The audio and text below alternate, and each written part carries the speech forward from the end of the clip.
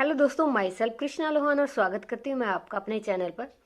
दोस्तों, मैं आज की वीडियो जो लेके आई हूँ बहुत ही अच्छी कविता है जॉन कीट्स के द्वारा लिखी गई है, जो कि एक बहुत ही बेहतरीन रोमांटिक कवि रहे हैं। उन्होंने इस कविता को एक कलश के माध्यम से, कलश जो है उस पर उनकी प्रेमिका की जो है तस्वीर छपी हुई होती है, जो कि जन्म जन्मांतर तक भी वो कहते हैं कि ऐसे ही जवान रहेगी, ऐसे ही खूबसूरत रहेगी, उनका प्यार हमेशा के लिए अमर रहेगा। चीज़ें नश्वर हैं, चीज़ें जो है ख़त्म हो जाती हैं, लेकिन जो प्यार है, जो फीलिंग है, वो कभी भी ख़त्म नहीं होता। तो जॉन कीट्स ने अपने जो भावनाएं हैं अपनी प्रेमिका के लिए वो इस कविता के माध्यम से जाहिर की हैं। तो मैं आपको इस कविता को पढ़कर सुनाऊंगी। साथ में जो क्वेश्चन, मेन क्वेश्चन है, जिसको आप बोलते हो समरी बोलते हो, थीम बोलते हो, या main idea of the poem बोलते हो, वो सभी एक ही क्वेश्चन के अंदर मैं इसमें डाल चुकी हूँ और आपको बिल्कुल एग्जैक्टली समझाऊंगी भी। तो चलिए मेरे साथ वीडियो को एंड तक समझिएगा। अच्छी कविता है और अच्छे शब्दों में मैंने इसको लिखा है। तो दोस्तों, lesson number 6, odd on Grecian earn, John Keats के पोइट हैं। इस पोइम की मैंने समरी लिखी है, मैं आज आपको कराती हूँ।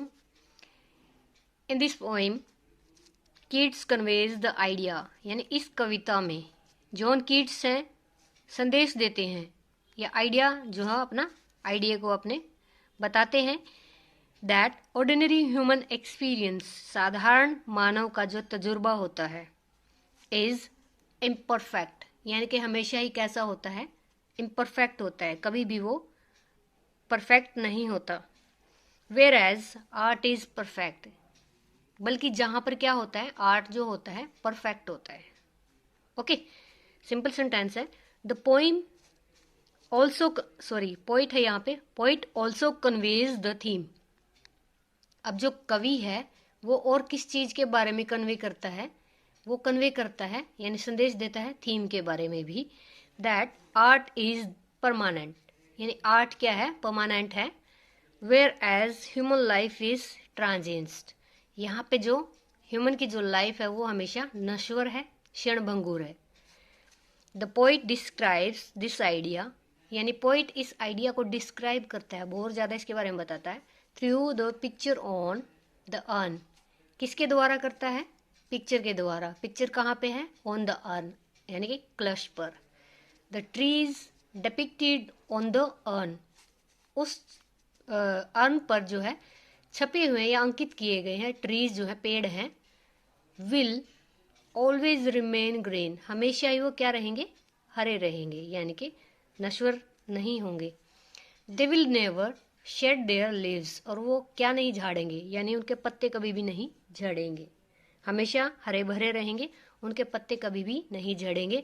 क्यों नहीं झड़ेंगे, क्योंकि वो एक पिक्चर है, और पिक्चर डेपिक्टेड यानी कि यहाँ पे अंकित की गई है, किस पे की गई है, अर्न पे की गई है, कलश पर। नेक्स्ट इस पे देखिए, this does not happen in real life, वास्तव में नहीं होता है, आपको पता है पत्ते हरे होते हैं, पीले होते हैं, गिर जाते हैं, लेकिन रियल लाइफ में ऐसा नहीं होता है। The Piper will go on piping, Piper कौन बताया गया है इसमें, बांसुरी वादक जो बांसुरी बजाता है। विल गो ऑन पाइपिंग, वो बांसुरी बजाता रहेगा। He will never be tired, वो क्या होगा, कभी भी नहीं थकेगा। हिज सॉन्ग्स आर अनहर्ड, उसके जो सॉन्ग्स हैं, यानी कि अब कलश की बात हो रही है, कलश पे पिक्चर में जो बांसुरी वादक है वो बांसुरी जो है बजाता रहेगा और वो कभी भी नहीं थकेगा। हालांकि ये हो सकता है वो गा रहा है और साथ में बांसुरी बजा रहा है, उसके जो गाने हैं, उसके जो गीत हैं, वो अनहर्ड रहेंगे, किसी को सुनाई नहीं देंगे। But they are sweeter than the real life songs, लेकिन वो किससे अच्छे बताए हैं, किससे मीठे बताए हैं, रियल लाइफ के सॉन्ग से ज़्यादा अच्छे बताए हैं। Although he will never do किस हिज बिलव्ड, अब अगर उस अर्न पे उसकी प्रेयसी है, प्रेमिका, उसकी भी पिक्चर अंकित की गई है, तो उसने बताया हालांकि, यद्यपि, ही विल नेवर डू किस हिज बिलव्ड, यानी अपनी प्रेयसी प्रेमिका को वो किस नहीं कर पाएगा। Yet he will always remain young, और वो हमेशा कैसे रहेगी, हमेशा वो जवान रहेगी, नवयुवती रहेगी।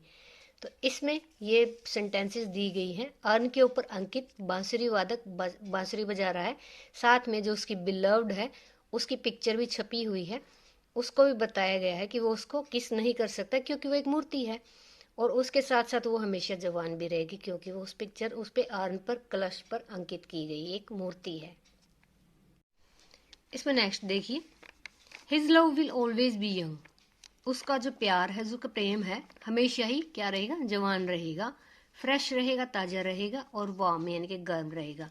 मीन्स क्या है, उसकी जो भावना है, उसका जो प्यार है, हमेशा ही वो क्या रहेगा, जवान रहेगा, ऐसे ही फ्रेश रहेगा, महकता रहेगा और वार्म रहेगा, गर्म जोशी के साथ उनकी फीलिंग्स बनी रहेंगी।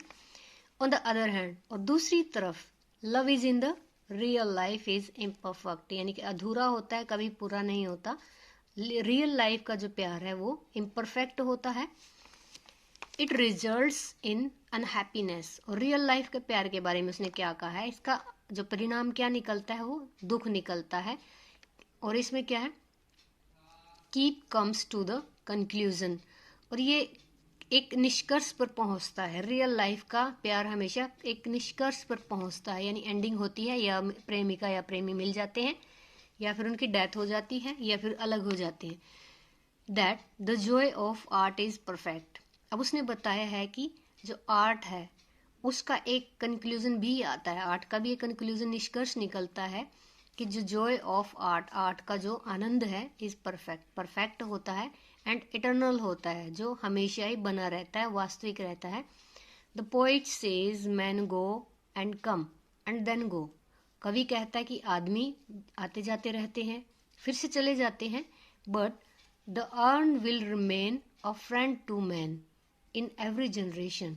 लेकिन ये जो अर्न है, यानी कि जो कलश है जिसपे उसकी प्रेमिका की उसकी तस्वीर है, वो क्या रहेगा, हमेशा क्या रहेगा, उसका दोस्त रहेगा। उसका क्या, जो आगे आएंगे आदमी, उनका भी दोस्त रहेगा।